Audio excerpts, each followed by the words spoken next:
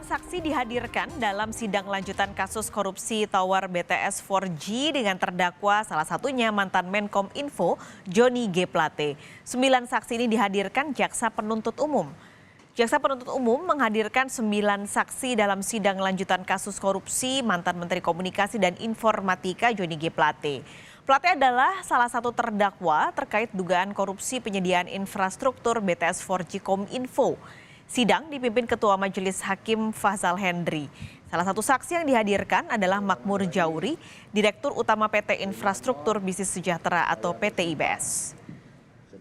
Informasi lanjutan sidang kasus korupsi BTS 4G dengan terdakwa ex-Menkominfo Johnny G. Plate akan disampaikan langsung oleh jurnalis Kompas TV Putri Oktaviani.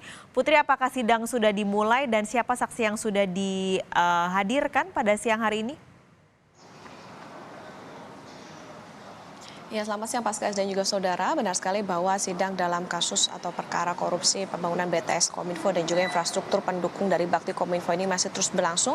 Tadi dimulai sekitar pukul 11.30, jadi ada 9 saksi yang dihadirkan tidak hanya untuk mantan Menkominfo Johnny G. Plate, tapi juga untuk ex-dirut Bakti Kominfo Ana Ahmad Latif dan tenaga ahli Hudef UI, yakni Yohan Suryanto. Mereka ini atau saksi yang dihadirkan dan didengarkan keterangannya adalah yang tergabung dalam konsorsium maupun yang merupakan subkontraktor yang mendapatkan proyek dari pengerjaan proyek BTS maupun juga infrastruktur pendukung ini. Seperti tadi ada dari PT Infrastruktur Bisnis Sejahtera yang juga sebagai pemegang proyek pembangunan BTS di beberapa wilayah.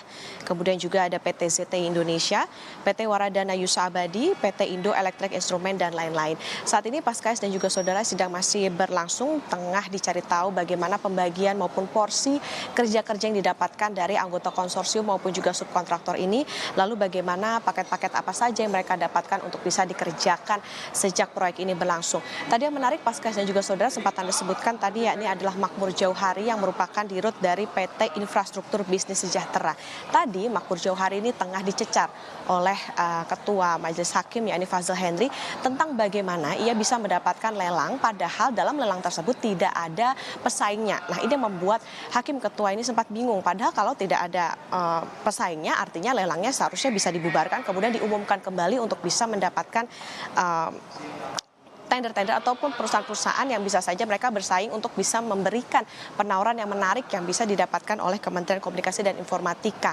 Dan saat ini tadi Makmur juga sempat mengatakan bahwa ia hanya mengikuti proses yang berjalan saja dalam lelang tersebut sampai ia memenangkan dan bisa mengerjakan proyek pembangunan BTS. Tapi Paskas dan juga saudara, memang saat ini sidangnya masih berjalan sehingga kita akan pantau bersama bagaimana nanti juga kesaksian yang akan disampaikan oleh para saksi karena sistemnya ini adalah tidak bertanya pada satu-satu tetapi sistemnya acak. Jadi memang tadi seperti dari Makmur Jauhari, kemudian ke Direktur PT ZTI Indonesia, dan juga bisa ditanyakan lagi ke saksi-saksi yang lain. Tentu kita akan pantau bersama bagaimana perjalanan sidang hari ini, karena memang dalam perkara ini ada kerugian negara yang ditaksir ini sampai mencapai 8 triliun rupiah, jumlah yang cukup fantastis, dan dalam perkara ini ada 6 orang terdakwa. Paskalis. Putri Oktaviani, terima kasih laporan Anda langsung dari Pengadilan Tipikor, Jakarta.